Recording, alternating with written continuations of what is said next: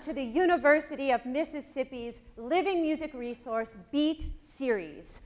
We bring you interactive interviews on current musical topics. I am Nancy Mariah Balish, University of Mississippi professor and your host for this series.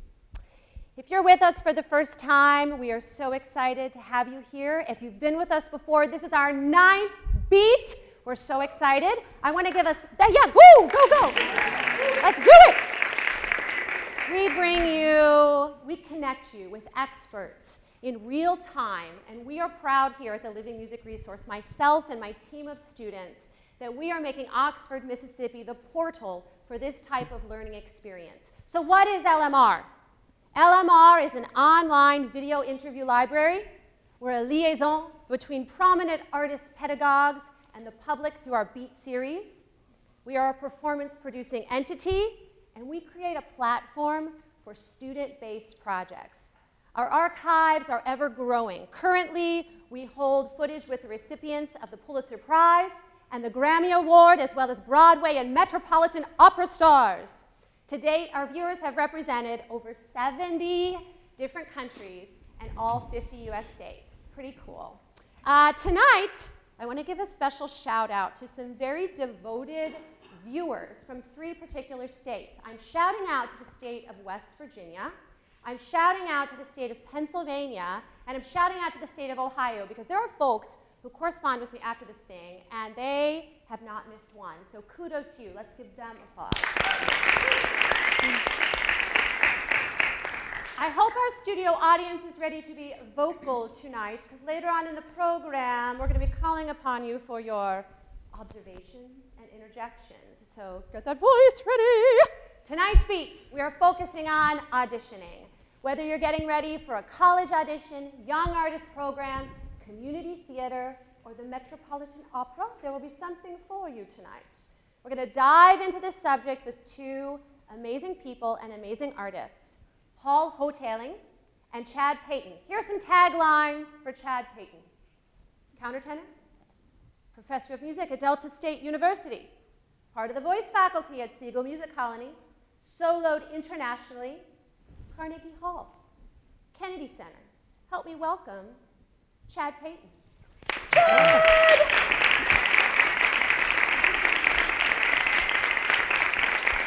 Welcome. Good to see you. Have a seat. Thank you. We have another cohort in crime here. Paul Hotaling, bass baritone, professor at the University of Alabama, Central City Opera, Lincoln Center's Meet the Artist series, New York Philharmonic, Carnegie Hall, director of Druid City Opera Workshop. Help me welcome Mr. Paul Hotaling. Welcome. Good evening. Nice to be here. Hello. Now, I didn't say this in my warm-up, but I need to remind you, we want you to tweet at LiveMuseRes. Look at that, it's on the screen. And feel free to say things on Facebook. Just chat on the YouTube. Let us know what you think.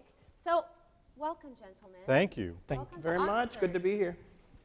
First thing I'm going to start off with, you're both associated with two different companies, Druid City Opera Workshop and Siegel Music Colony. And I just wonder if you could share with our viewing audience, both here and online, about those companies and your affiliation with. Do you want to start, Paul? Sure. Well, first and foremost, I'm a singer. I think I was born a singer and I'll die a singer. And somewhere along the way, I got a doctorate and became a teacher. And that's as much of a calling as my performing ever was. And what I began to teach was the art and craft of being a singer, which means the art and craft of auditioning. And I was very lucky to come up through the ranks of Santa Fe and Central City Opera and Des Moines and lots of other, we call pay-to-sings, and I worked in other arenas as a young artist. And then I began to teach and direct in young artist programs, either as a guest artist, doing scenes programs, master classes, or being involved in the full extent of the program, such as Natchez Festival of Music right down the street, Cedar Rapids, Opera on the James, and several others. And I began to realize that I wanted to start my own So in 2010, I gathered some of the finest talents that I knew that were my friends in the business to come together to teach a program, and we based it out of the University of Alabama, from which I get terrific support, and there's a couple of former members of the program in here. It's a week-long opera intensive that attempts to expose students to the skills that they need: acting, improvisation, dance, movement, music, business, and it all really comes down to what is an audition, how to improve your audition skills so you can get to the next level of your career, whatever that is. So it's a big part of my life, big part of my business to work with young students, to share with them how to better their audition skill, because it is a set of skills that come together in a microcosm of performance. So that's my story. Great, great. That's great. Chad. I became affiliated with Siegel Music Colony in 2002 when I was a young artist. I auditioned for Siegel and went and sang that summer, and then went back in 2005 again. And when I started on the administrative side of Siegel in 2010, and since then have been the artistic administrator, working with the box office and working with the young artists. So Siegel Music Colony is a young artist program, like Paul talked about before. It's a pay-to-sing young artist program. Most of the young artists that are there at Siegel have received some sort of financial scholarship to come and study for the summer. It's 8 weeks in the summer, and we do 6 fully staged productions in those 8 weeks. So it's a really fast summer stock. Within that program, we do 2 fully staged operas, 2 fully staged music theater pieces, and then typically a Broadway, some sort of review, and then also a touring children's opera. So the young artists there are getting quite a variety of different types of music that everyone's coming. Normally, everyone has some sort of exposed lead role, and then also going to have some sort of comprimario role as well, and be a chorus singer. So each of those, we take 32 young artists a year from across the country. We go and do national auditions, and those, in addition to sort of singing those roles, then we also are dealing with career preparation, getting those singers ready for the audition circuit for the larger young artist programs, and then really going and starting their professional career as well. So it's a great program over the summer in beautiful upstate New York and the mountains. So Nice. escape the heat. Something you both have said in different veins was, Chad, this repeated work with Siegel. You really vested in it, and it keeps developing and unfolding. Same thing when you're mentioning the different young artist programs. I think something that young singers, they obsess on the audition and getting hired, but how about getting rehired? Yeah. I mean, what's that next step? Can you elaborate on that? Yeah, sure. That to me is really the foundation of the career. Getting hired is wonderful, and when you get hired, obviously take those opportunities, especially at the beginning of your career. There's not really an opportunity to say no. You want to take every opportunity that's given to you. But being at that company, being a great colleague, showing up prepared, showing up ready to sing, that's what's going to get you rehired. And that, to me, is really that word of mouth is what starts establishing your career. So it's not just a one-time thing, but you really, you get to know those patrons, you know those general directors, and really that word of mouth is what's going to take you and start that business for you. I agree. At the Young Artist Program, not every program is necessarily meant to do year after year. Some are, right. Some aren't. But it's the reputation that you establish right at the very beginning. Even a freshman in college is a young professional singer starting his or her career, even though they're still in school. That's the start of the journey. And you develop your reputation, you surround yourself by people who are like-minded, who have the same work ethic, right. who can challenge you to be better and better and better. And somebody you meet at one summer program may be the very person that hires you at the next. So that's in and of itself being rehired. As long as you're moving forward with positive energy and taking the skills that you learn in one place and going forward, that's a type of rehiring. But then we're talking about what Chad and I both really kind of mean, is that later on in your career, you'd love to get hired by the company over and over and over again, because then you're truly making a living as an artist. If a resume is filled with one hit wonders. Yes, one hit wonders. Perhaps there's some reason why he or she didn't learn how to be a good colleague early on, but I mean, who knows? But rehiring has lots of meaning to it, and it's an important thing to consider. And what's interesting is that's a skill one can do right out of the gate. Sure. You don't have to, like oftentimes we have to wait, tell the student, you have to wait for that role, or you have to wait for this. It's never too early practicing being a good colleague, yeah? Oh, yes. Yeah. So I'm curious, when you're holding auditions, what is the most important thing that each of you look for? Just curious, what is What's important? Because it can vary between Sure. groups. You know, it's hard to say one thing, and I could come up with a list of words. I audition a variety of types of young artists for my summer program, and most of that is online auditioning, but some live auditions as well, depending on my travels around the country. And I sit in, of course, as a professor at the University of Alabama on a lot of auditions for graduate school, for our undergraduate program, master's degree, and doctoral. And I've sat in on a number of other auditions for the companies that I work with as well. What are we looking for? It's very hard to define potential, really hard to define what potential is. And if you're only going to work with them for a summer program, you don't know how much potential can come into it in a short amount of time. For school, that's different. But I like to look for things like honesty, authenticity. Am I entertained? Did I enjoy the experience with that young artist, regardless of the vocal level or the talent that's in front of me? Is there an energy? Is there an honesty? Is there a presence that I think, wow, that person grabbed me? That's something different. I feel something that I hadn't felt from some other previous young artists. Very, very hard to define, but if you can sort of understand what I'm talking about, I want to be grabbed. I want to see something new. I want to see something about you as a young artist, not just, this is the 15th time I've heard Debbie Annie. I want to see who you are. Easier said than done. But I like those words, authenticity, honesty, something about yourself, and I want to see a little bit of skills. Not perfection, or you probably wouldn't be singing for me if you're perfect, and there's no such thing as perfect is boring. However, that's my thought. Yeah. Yeah. You have, number one, I'm going to listen for a great voice. It may not be a voice that's completely polished, because that's obviously, we at Siegel are sort of, we think of ourselves as like the finishing school right before you go off and enter the real world of this professional programs. But a great talent, of course. But everybody that's probably going to come and audition for us that day is most likely going to have a great talent, you know? Yeah. And so something that sets you apart that we can see in 4 to 7 minutes, which is so difficult, right? So watching a young artist come in, make bold choices, make big choices. It's not that we want to see Rusalka, you know, roller skating across the floor, but somebody that's going to make a choice and tie together the artistry, the technicality, and yet we never see you working in the audition. And that's so important, and it's a little different than preparing for that end of the semester jury where it's this safe space. This is your job interview.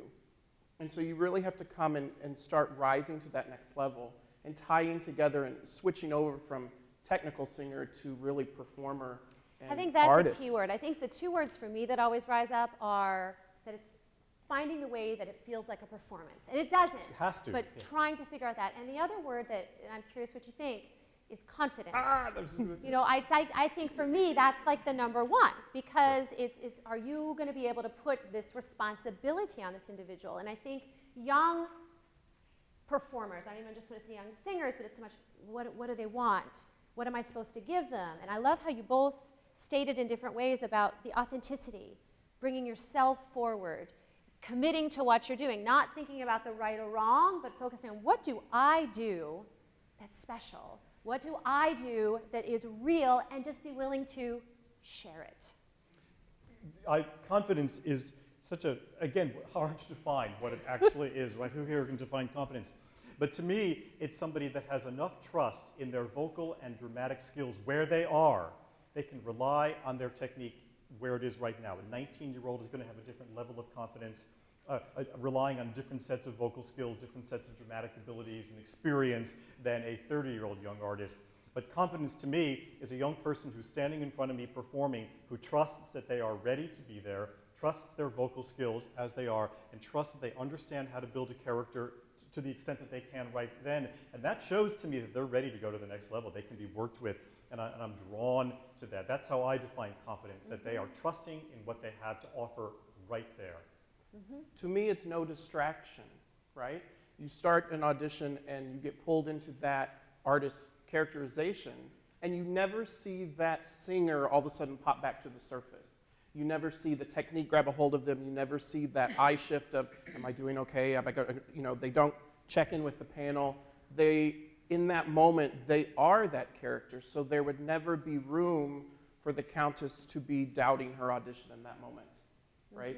So it's shutting out that little voice of doubt, and it's staying so committed and true, setting goals before you walk into the audition, and that's just your focus point. I'm going to stay committed for the entire duration. I'm not going to get worried about how's it going, oh, that note, looking back. It's just staying so beeline focused until they call the next piece. I like that word committed too.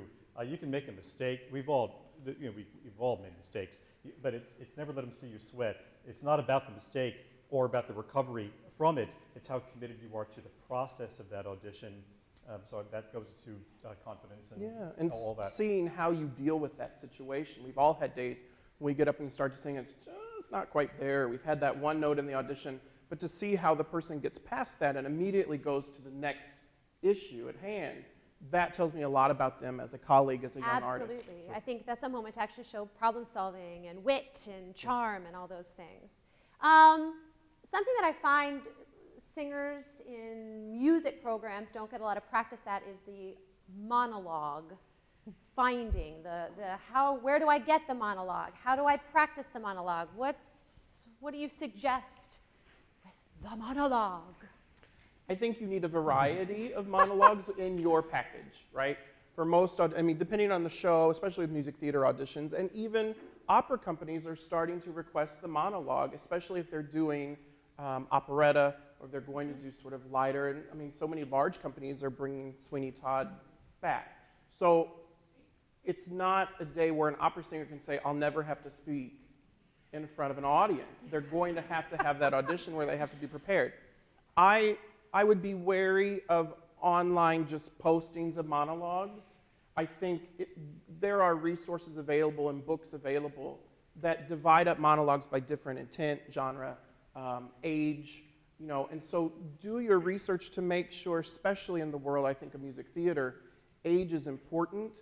Not necessarily your physical age, but the age in which you can play right now on stage. You want to make sure that your monologue is age appropriate in that particular time. Yep. I would avoid Shakespeare unless a company directly asks for it. In my day, because I'm older than everybody in the room, when I auditioned for Santa Fe in 1985 and 86, no one asked for monologues. It just wasn't a part of our process, even if they might have been doing Merry Widow or Fledermaus. Now the industry has changed, the training has changed, the sensibilities, their understanding. We're in the HD era. Things are very different. Our understanding of our acting ability, quite frankly, just needs to be quite different, and different training is happening. But I would avoid Shakespeare. I would ask a theater teacher. I would ask a theater professional, a straight play acting professional, what they recommend. But go to the company. Companies will very rarely say, bring a monologue. They'll be very specific about the style, about the genre, and they may also send you sides.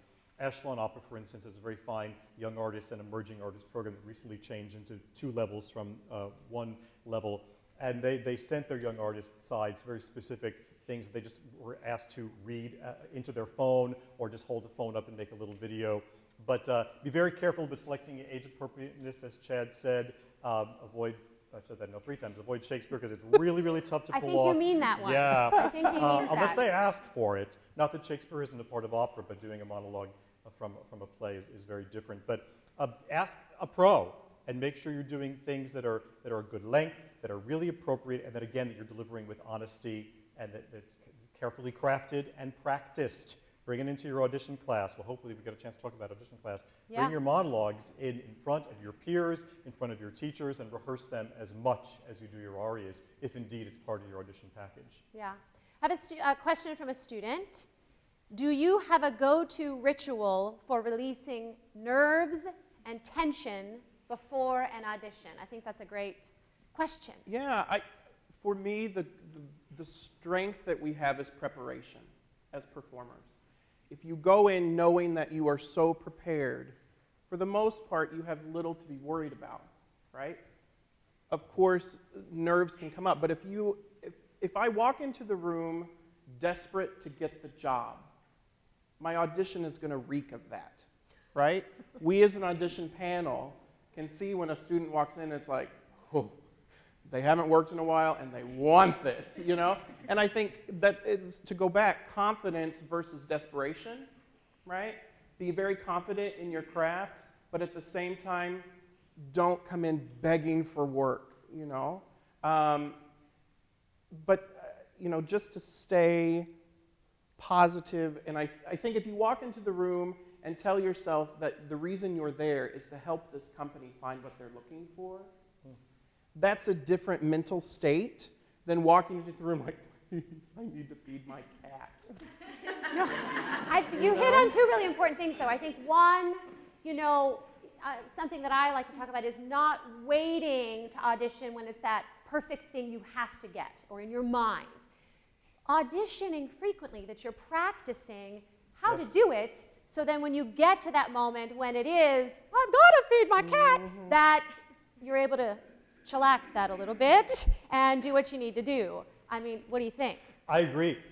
Get a ritual for audition day. It isn't always going to be perfect. It might be when you start flying to New York, if you get off a plane, or you might have hotels, driving, traffic, and all that.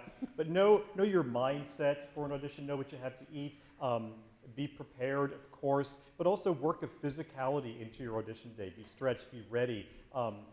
Understand your ritual right before. And remember, too, that the audition doesn't start when you open your mouth. It starts when you arrive at the venue, who you're talking to. Be in a calm place. Don't get involved in the chit-chat outside the room, because you never know who's going to overhear you, who you're talking to. There's lots of stories we can talk about in that regard. Yes. But I would say take a very physical approach to your audition day. Be stretched, be physically ready, be mentally ready. Keep the quiet that you need, and try to carve the same experience for yourself as best you can with each audition, even if you're flying or driving. The mental preparation and the physical preparation, so you're not tense in that right hand. What's that doing in the audition? That's right, because I didn't stretch today. So mental and physical preparation, and then you're ready. And if you're prepared, if you're not worried about, oh, I don't know these words very well. If you don't know your words in your aria, you shouldn't be singing that aria anyway. Oh, that's a different story too. No, but I think these are the things that we can control. Yes. And I think in an audition situation, there's so many variables that are out of our control. And if we have that ritual or things that, okay, yeah, I'm setting myself up for success. And I also love the idea of they need to hire someone. Why not? Why not you? Why not me? Why not? Yeah? Why not? Why not? How can one make the most of their 4 to 8 minutes in the audition room? And let me tie into this. Is it all right to ask questions in the audition room? I think you're going to lose time. You can ask questions of the proctor who's sitting in the hallway, who tends to either bring people into the audition, announce who they are, or to keep the auditions going on time.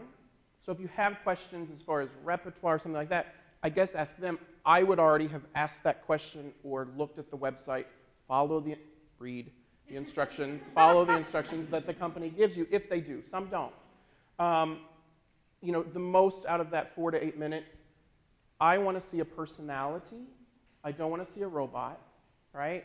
So I want to see somebody coming in that I'm like, I want to spend 8 weeks with them in these little old cabins in upstate New York. Rather than this just sort of parrot that gets up and can recite notes and rhythms to me in words, but there's nothing there. That's not interesting. Right. I can always go turn on my favorite CD and listen to that aria if I want to, right? But I want to see how you unleash your own character throughout that particular character. Start with your best aria, whatever you sing best. If you start kind of tweaking that audition package to what the company is doing that summer, you're not being confident and true to yourself. So as soon as you start to change that audition and be like, well, I better start with this because they're doing French, you're not going to have the most consistent, honest audition that you possibly could. Taking that time to just come into the room, hand them your resume, hand them the headshot, be polite, be a person, immediately go to the pianist, talk with that pianist, show them the music, have a binder that's put together, that's not in glossy paper, doesn't have staples in it where you're going to cut the pianist's fingers open. Have a 3-ring binder that's put together so nothing is going to detract from you giving your best, right? It takes a little more preparation, but think about it. You are becoming your own brand and your own product through your auditioning. And so it's so important that all of those sort of precursors are in place. So you give the panel nothing to stop thinking about, wow, what a great audition this is. I need this person. Yeah. I would be really wary of asking questions. As Chad said, be friendly, say hello, good afternoon. I can't imagine what you would want to ask in the middle of an audition, because that's going to stop the flow. You might, if you have a long aria, you might say, I do a condensed version of this. Would you like to hear the cut? Would you like me to leave out the recitative? Simple questions about that. But you wouldn't go off and start talking about, if I get hired, can I have that Sunday, third Sunday off? All that can wait. You want to be friendly and normal. If they speak to you, I'm one of the types, I will find one little thing, want to ask them, hey, I see you worked with Don so-and-so. What did you think of that? I want to get somebody talking, because if I'm going to work with them for a week, or for 6 to 8 weeks, so I want to get a little bit of the personality, even for 30 seconds. I want to see if they can respond to me and if they can communicate as a human being. But I wouldn't just stand there and try to come up with something to say. If you're engaged, engage. If not, be friendly, say hi, thank you, thank the pianist, absolutely. Wait to ask for the second aria, and if not, say thanks for hearing me, have a good day, and move on. I wouldn't get too talky. I want to tie to what you just said, though, to be prepared if they do ask you the question, because I've seen this a lot where it's an opportunity to engage in conversation and Yep. someone just gives like, no, Yep. or yes, or you're talking to me, that you're ready to be you Yep. and communicate. In the middle of the Druid City Week, we do a mock audition. I bring in people that are not part of the staff and the faculty, 3 outside people who have never seen their work before, and they each come in with their outfit, the whole bit, enter, say their name. We don't always have to say our name, or most of the time we don't even have to say the name of the piece sometimes. I mean, we do, but you have to practice all of that. You don't have to practice your name, but you do have to really rehearse these things so you don't trip over your own name. You sing your piece with the best of your audition skills and performance skills, and then each person gets asked a question. Some rise to it, some are funny and witty, some absolutely stumble and have no idea what to say, but it's drawn from their resume. So it's just a good thing to practice. Are you always going to be talked to? No. Some auditioners don't like to do that. I kind of like to get somebody to talk, but it's something that you practice. Yeah. Practice saying your name. Practice saying the title of every aria you sing. And over and over. And the composer. And the composer. Like, if you even need to say the composer. but Most of the time, don't instruct. That's a whole different story. Right. But Yeah. don't say, I will sing "Der Danny non pardar figure" by Mozart. First of all, it's way too much information, and if the person you're singing for doesn't know what it's from, it's by Mozart. You don't want to be singing for them anyway. Yeah. So keep it simple. I love it. At Siegel, we have 3 audition classes each week. And so there's this rotation where they have to come in and they're in front of a costume designer, they're in front of a voice teacher, they're in front of a general director, they're in front of the artistic director. And that's an opportunity where you finish an audition and you actually get feedback. One of the hardest things in the real world is getting out there, singing your heart out, singing your second aria heart out, thank you, thanks. You leave and you get nothing. You never hear if you got the job. You never hear you didn't get the job, right? It's just silence. And so it's something to sort of wrap your head around as an artist. So I think a great thing you can do is, in trying to create a common regime before you go in, keep a notebook of audition day, what happened. So we tell our artists, write down what you wore, write down what you started with, who you sang for. That's a great question for the proctor before you go in. Who did I sing for? Can I get contact information? Or go look on that company's website. So you know exactly who the people were for which you sang. So after your audition, when you get no feedback, you can send a handwritten card or little note. It's so like 1800s to do this. But sit down and write a handwritten response because you know who's there and say, "Dear so-and-so, I had a great time auditioning for you in New York City last week. It was a treat to get to sing this and you asked for this. Thank you so much for your time. I had a wonderful experience. Sincerely." Your name will be on that general director's mind out of the stack of headshots that they received that day. Because you went the extra step. It's not brown nosing, it's networking. It's improving your product and improving your brand. And taking an angle that's very different from the norm today, that it sets you apart. Just and it's taking personal. the time. Yeah, that's great. Can I say one thing about feedback? And I can speak for the 3 of us who make a large part of our livings doing this. Feel lucky to be in college. Feel lucky to be where you are in the Young Artist Program route, because as you advance, the better and better you get, and you advance in your career, the less actual feedback you'll get. You'll still have your teacher and I have a coach and teacher still when I get back to New York, but suck up and absorb the moments that you have right now to sing in front of your peers, to sing in front of a group, to be a young artist and learn and absorb every chance you get, because that type of feedback, that type of scrutiny won't be out there. As you said, you'll do these great auditions, thank you, and you'll never know. You might have felt great about it. The reverse is true. Some of the greatest jobs I've ever gotten were things where I got cut off in the middle of the first aria, but they'd heard enough, they hired me. I thought I had blown it, or I didn't really think I'd sung my best, but I still got the job. Then there are other times, I remember them so well, that I thought I had done my very, very best, and they started even talking to me about dates. Are you available? What's your costume measurement size? Can you drive a car? Shoo-in. I thought for sure I had the job, Right. and they never heard of me 2 weeks later. You bought your cat food. Yes, I got the cat sitter already, yes. Too soon. So feedback, and we're on different topics now, but absorb that feedback now because it's not always easy to get later on. But I think that's good in the moment, and earlier when I said not waiting for that perfect audition, in this art of practicing auditioning, I think if you're prepared and you're going to put a good foot forward, it's good to get in there to be heard even a year before you want to be hired. I mean, I'll speak for myself. A lot of things I got hired for the first time I sang for them. I got the letter of, oh, it was a pleasure to hear you. We really want to hear you next year. And I was like, yeah, whatever. This is what they send everybody, I'm sure. Then sure enough, the next year it was, oh, you're coming, great. And you get hired that second time. That it's just maybe they don't have your voice type available for that year, or you don't know. So you want to lay those seeds. Okay, we're going to transition right now to Don't Blow Your Next Audition.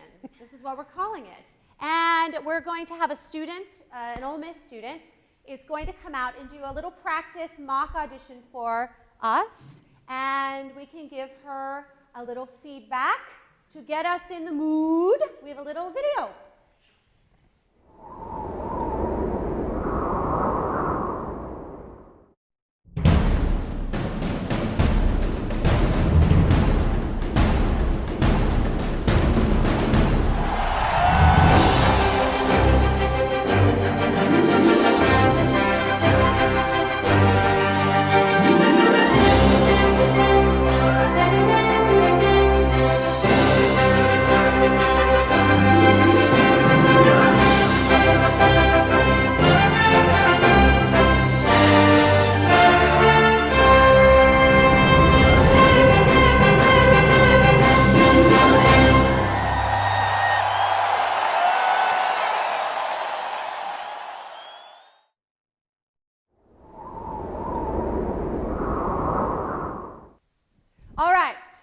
We're now going to welcome our student out, and we're going to have a mock audition.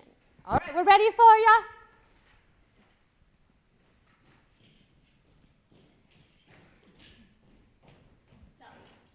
Hello, hello. Do you have your resume? No, I didn't know I was supposed to have one. No resume, okay. What did you want to start with? I decided I was going to start with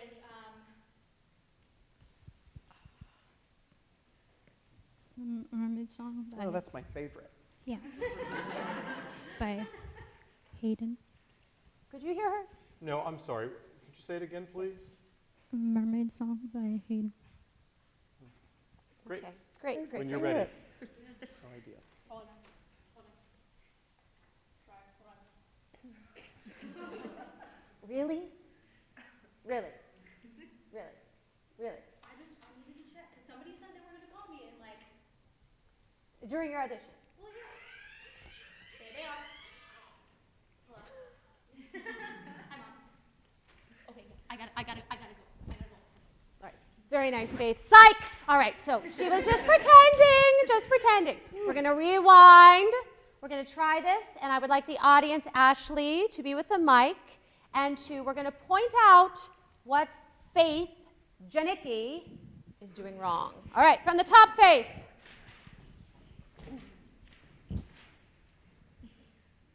Whenever you're ready.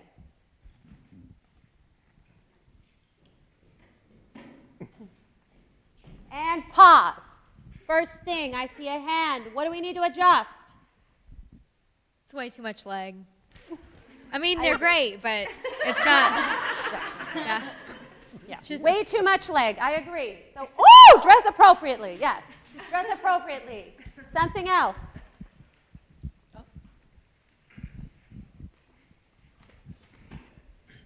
Her jewelry is making a lot of noise. Completely. Give me the jewelry. You'll lose it. All gone. And I love jewelry, but when appropriate. And it needs to match. All right, let's go. What else? You need to get rid of the gum. Hallelujah. No gum.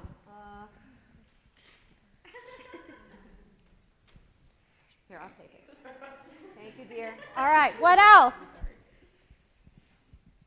Wear shoes that you're comfortable with.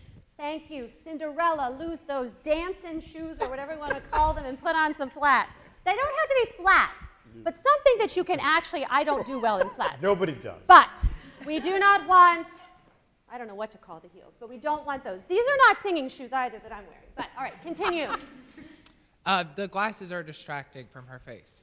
Absolutely. Let's get rid of the glasses. We want to see this gorgeous, beautiful face. How about something else with the face? Is anything else in the way? Her hair. I want to see this beautiful face. Here, I'm going to give you 2 bobby pins. Pin it up. See that face. Of course.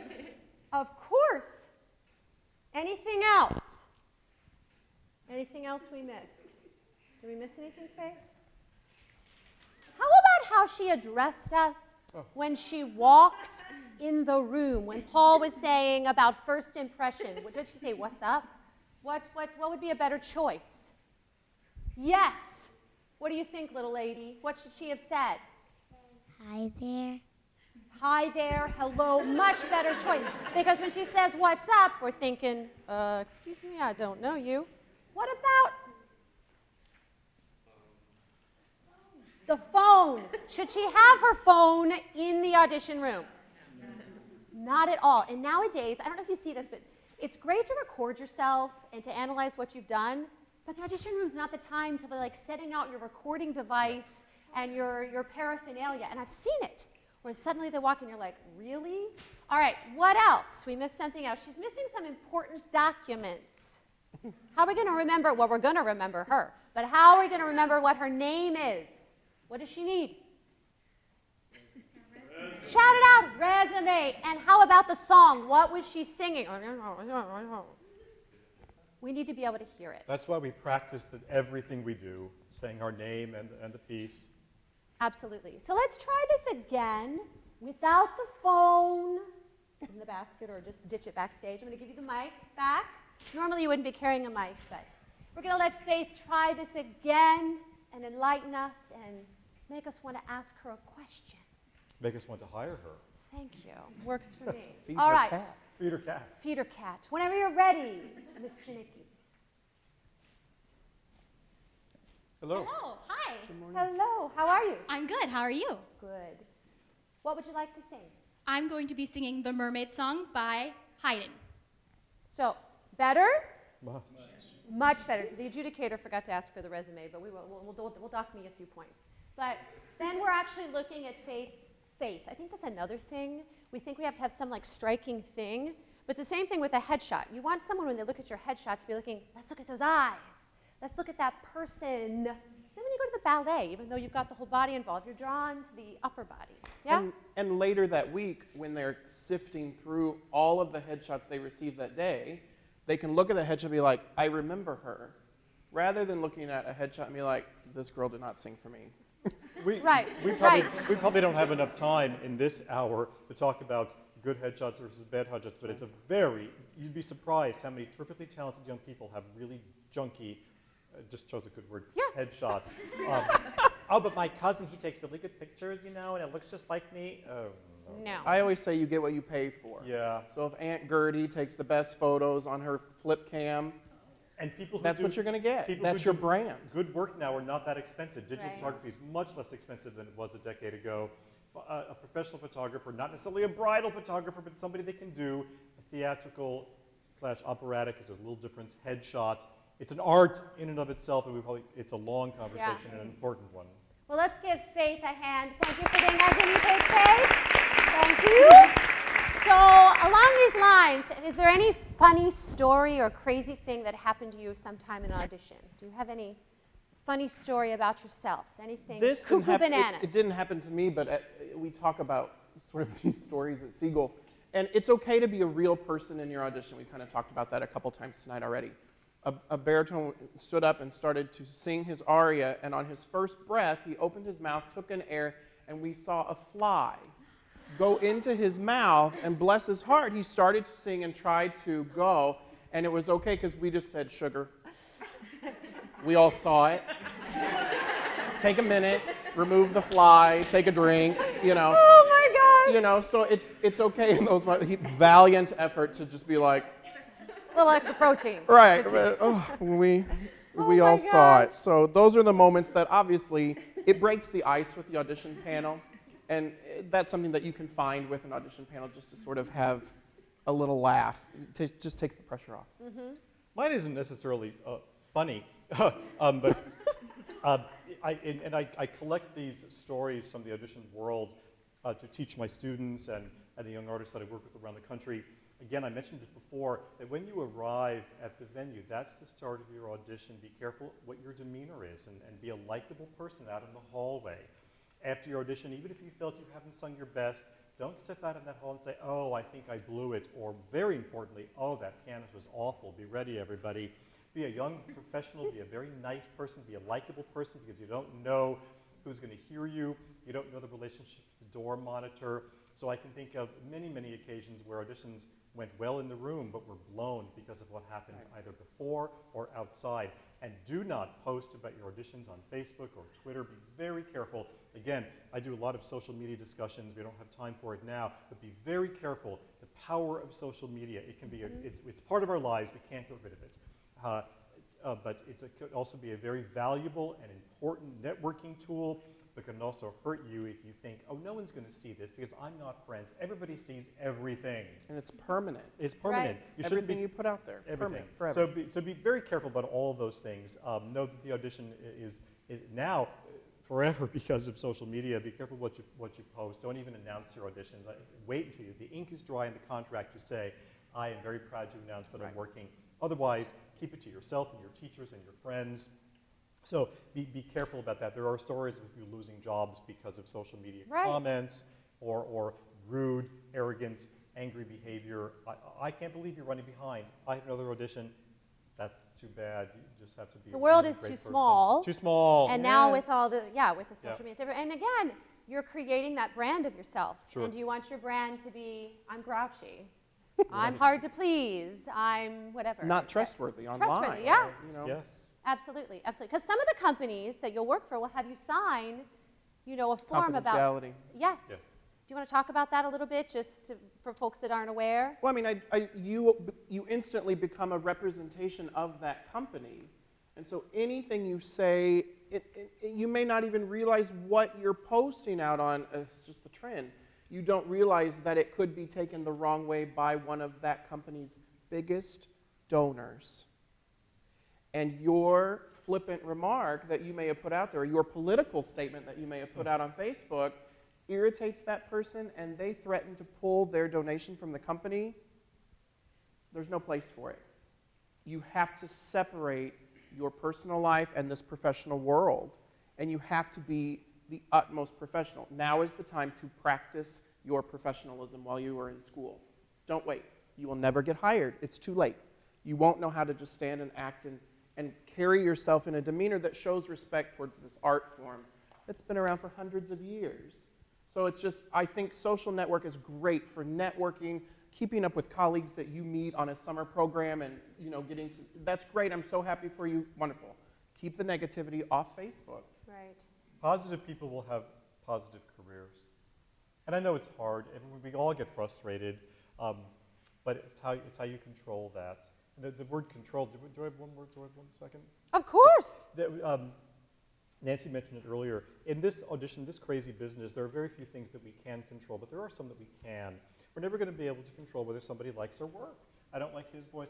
I don't like Minotti, or I just don't like that. I don't like the color red he wore, red tie. We can't control all of that, but there are things that we can control.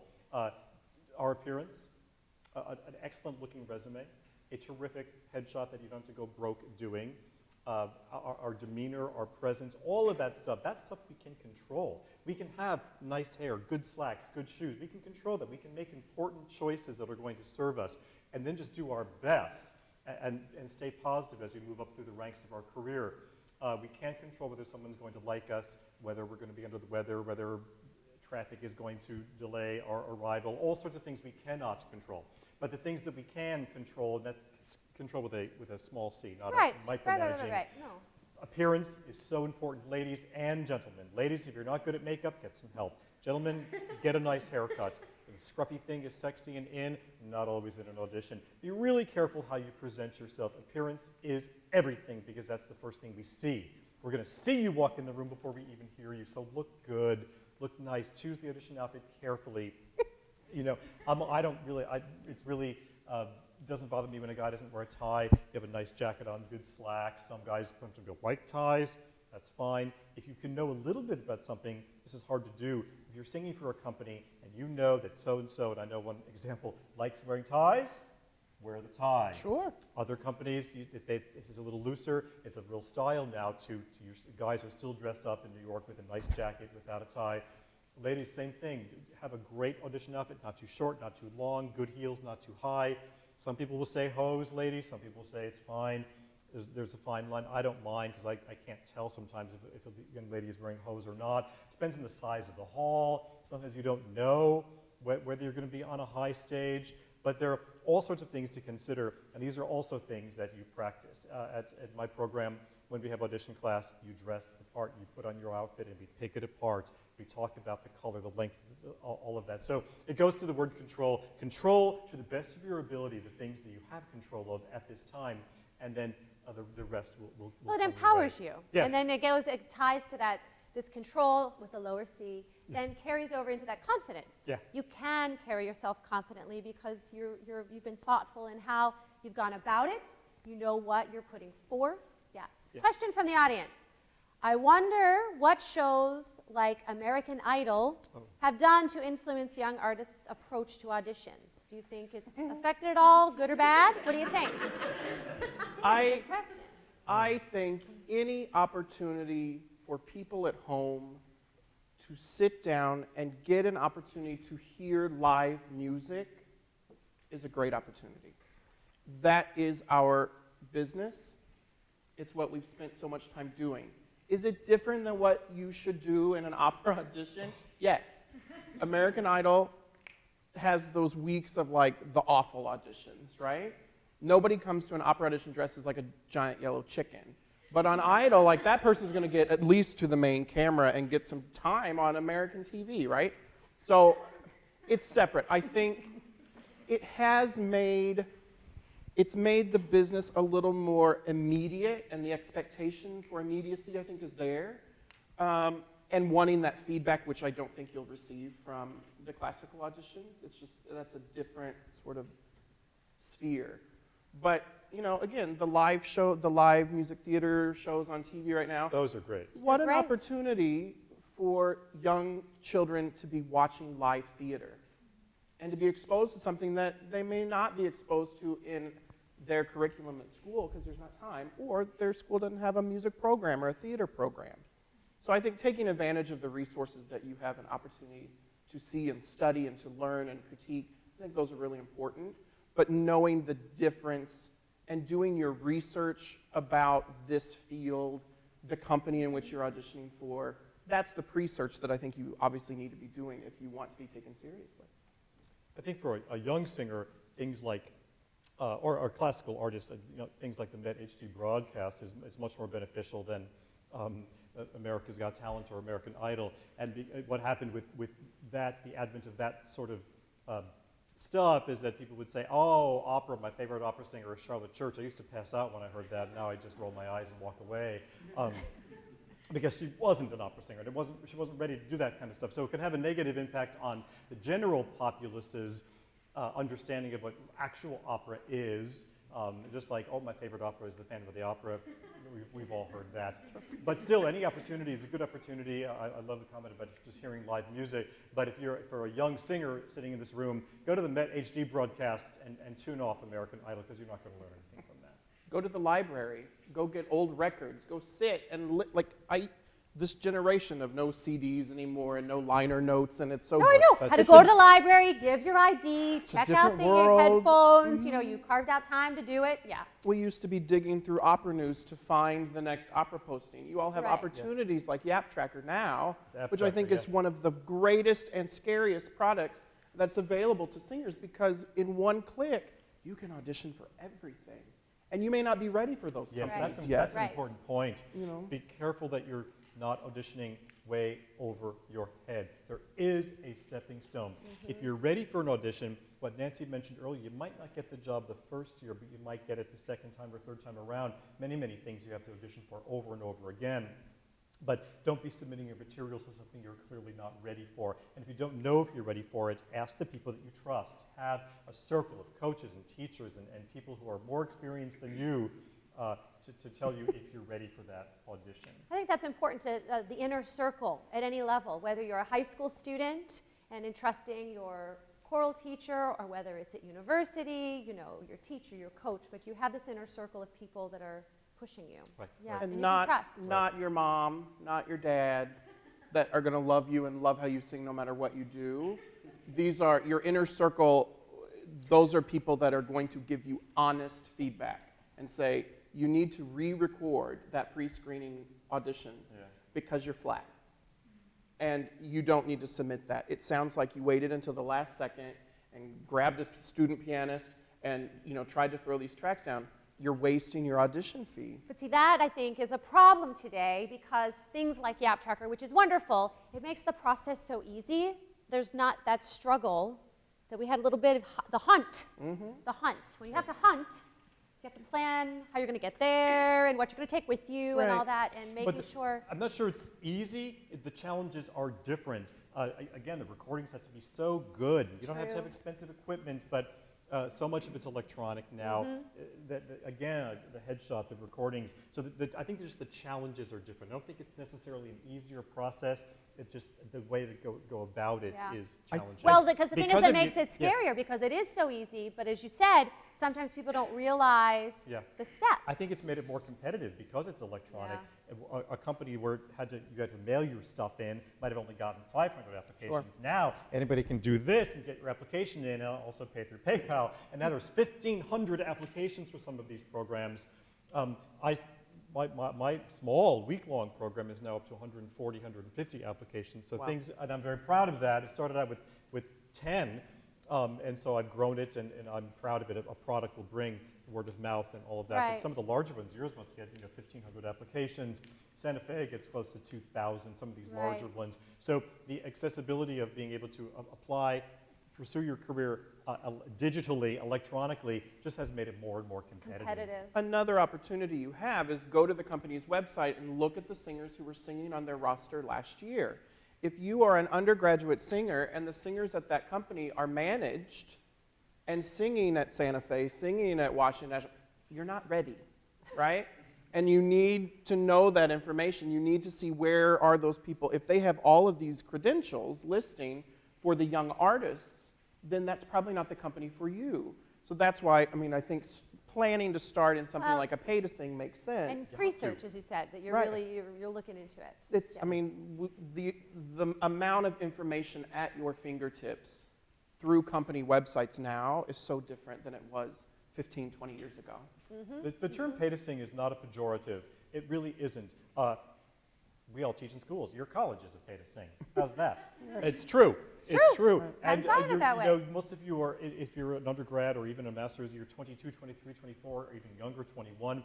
You're paying for your education. These summer programs, which might cost a fee, many of them have scholarship opportunities. Don't decide not to audition for something because you might think, I won't be able to afford it. Wait and see. Do the audition. They might love you so much that we're going to give you a free ride. We need men. Sorry, ladies. We need men. So the men are going to get a little more scholarship money. But having said that, though, plan ahead to save a little money to do some of these summer programs because they're important. You won't get paid to sing unless you have paid something to sing. It's a stepping stone. You pay your tuition, out of that. you pay your tuition, and it's the same sort of thing. Take advantage of these summers. By the time you're a junior in college, I believe You should be doing a week-long workshop. You should be finding Definitely. the That's right stepwise. opportunities, and then your career is one great big crescendo onto unlimited possibility. But it starts with the pay to sing. It's not a negative thing. And as you get further into the career, you know that every winter season, December through January, you most likely will be making a trip to New York to hopefully be auditioning for several companies. There's no reason that the other 10 months out of the year you aren't preparing for that trip. That's the time when you could be making the great recordings of the arias that you know you've lived with for quite some time that are your best arias. That's the time when you start having a budget and start saving for those trips. And going to audition for a company, which is why we stress being prepared. You have an airline ticket, you have a hotel unless you're going to stay on a couch with a friend out in Harlem. You have transportation in the city to get there. You have the application fee for the company. You're paying the pianist for the audition. That's an expenditure. And that's why you can take this opportunity to better your career and be prepared, because you are losing money during that time. Hopefully you get a gig, right? But after all of that time and all that money, it's like, why walk in and not know anything about that company? Right. Right. It's an expensive business, but gosh, the rewards are so worth it. Yeah.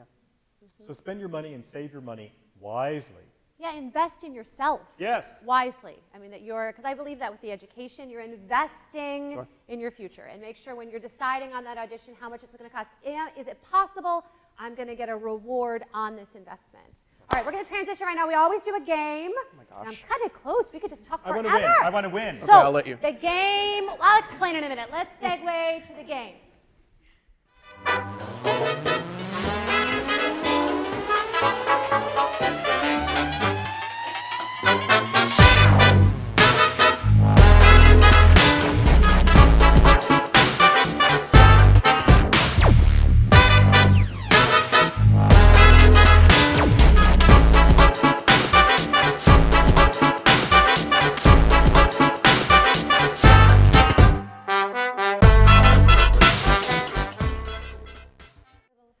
Did I put it on the right way? I hate for it to be upside down, right? So here we are. We have our two guests in their sleep masks with the lovely bedazzled LMR on them.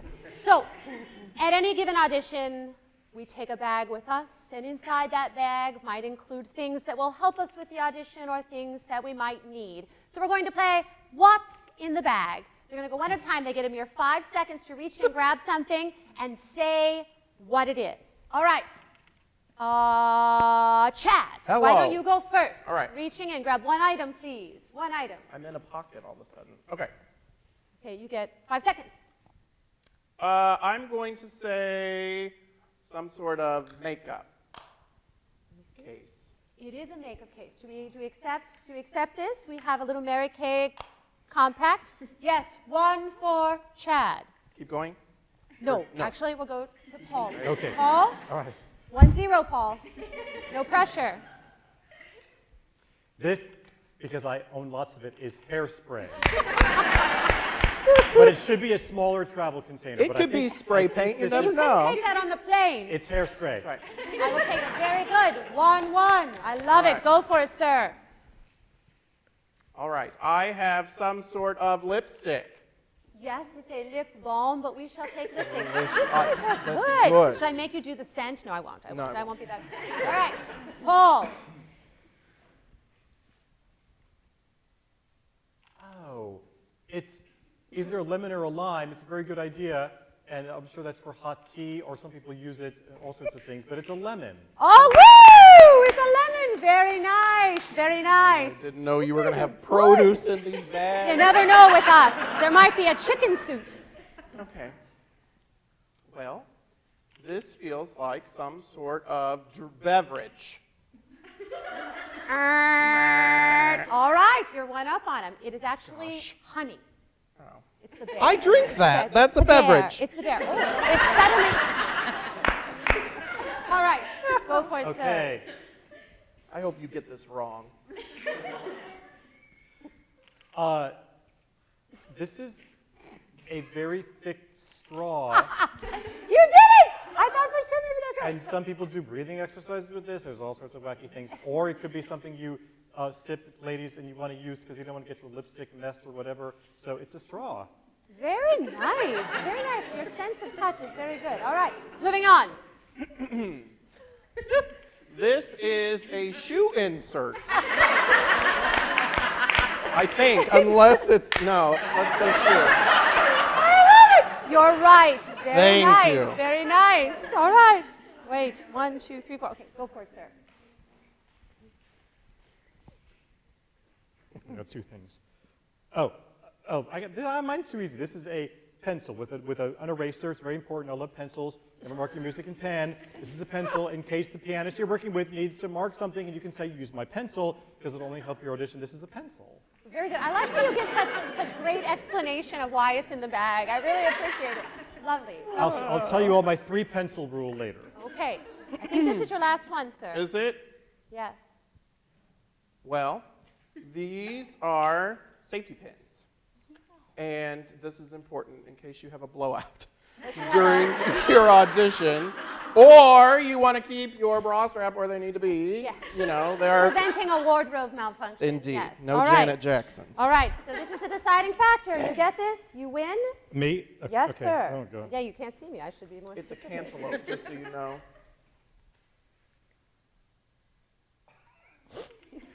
Oh, I like this. Time. It's a charm. It's a bracelet. I don't. It is right. It's It a is right. Do we? What do we do? Do we? I say that was after time, right? What'd you say? I know we only have one trophy. We're going to do a tiebreaker. He can have the. He can have the it. trophy. All I'll right. give Well, it to him. let's take off those masks, gentlemen. All right. Very nice work on guessing what's in the Thank bag. I shall remove. You get to, but I want you to keep your bedazzled. Yes. I will. I will use keep this your tonight. bedazzled mask. Now I'm going to. So what would the bracelet be for? An appropriate accessory? Don't forget your accessories. But Yeah, because that's a good point. We talked about not accessorizing excessively, but that's very pretty. That would work. that would work. So, Paul, Yes. Gosh. Oh, Stand and pleased. accept. it's very So serious. pleased. I would like to add to your trophy collection Oh, and look present at you that. with what's in the bag, February 4th, What's- 2016. I Let's couldn't give have done him it a without hand. Chad, though. Couldn't have done it without Chad. You want to thank all the other worthy contestants? All the other fine dorks in my category, I just would like to Without me losing, you wouldn't have won. look at that. Thank That's you. right. So as you can tell, this conversation could go on a really Yeah. long time, and we have the pleasure of having these gentlemen here in Oxford for several days. They're going to be doing master classes tomorrow on our campus, and we're going to be hosting an audition day on Saturday where they're going to be listening to singers from the region, actually, for possible employment with their companies. So we're creating a networking opportunity. So thank you, gentlemen, for Thank you. coming and And being great to be part here. of this. There's so many people to thank besides these amazing guests. I want to thank our donors. We want to remain a free resource, and we want to keep this accessible to all. It thrills me to no end when I hear that a public school is using LMR, and it happens, and it just makes my heart tick fast. You can donate online through our site or through the University of Mississippi Foundation. They handle all of this. I want to thank Wayne Andrews and his amazing staff. This is our second beat now here at the Powerhouse. We found a home. I want to thank the University of Mississippi Music Department and our incredible students. This is a student-run organization where they are gaining skills that will hopefully serve them so well in the real world. I want to call them up. I'd like to call up Melanie Colhane. I'd like to call up Cody Arthur. I want to call up Faith Janicki, Ashley Ashmore. Where are these people? Sarah Nichols, Olivia Sanders, Lacey Hindman, and I don't know if I said Rachel Dennis yet. If I didn't, I'm saying it again. Rachel Dennis. Please give these amazing students a hand. All right. I sincerely thank you. Now back to your camera. Tonight, we have some high school students in the audience, and we're going to do a little drawing. Do we have our little papers? I have some happies that some random folks are going to get because we're interested in collaborations. We're interested in building bridges, whether that's in the community, whether that's with other art forms, whether that's with other locations, whatever it may be. So we're thrilled to have these high school students here. So I'm gonna embarrass them. Will you come forward? I have a little happy for you, a little iTunes gift card that I would like to give you. Sally Hardy, Kenyetta Mathis, and Cora Lawrence. I hope I'm saying these names right. Come on up. I want to give you a little happy from LMR. Come on. Thank you. So glad you're here. So glad you're here. All right. So what's next? Please like us on Facebook. Please join LMR. It's free. If you do, I'll be able to keep you up to date on things, and I'm not revealing everything yet. We've got an exciting concert event coming up later this spring. So like us, join LMR to find out all the details. And remember, the music research revolution continues! Yes!